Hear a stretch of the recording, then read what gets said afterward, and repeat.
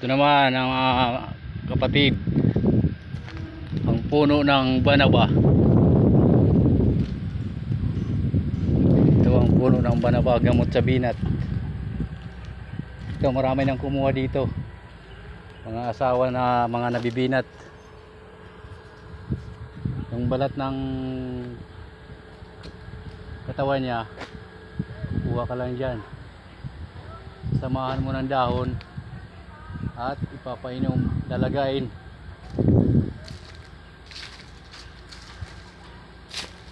Lalagain lang siya ng 15 minutes. So marami nang kumuha, effective din kasi ito eh.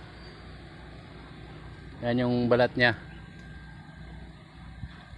kaganyan ka lang dyan, tataga, tapos kukuha ng balat, yan ang lalagain, sasamahan lang ng dahon niya.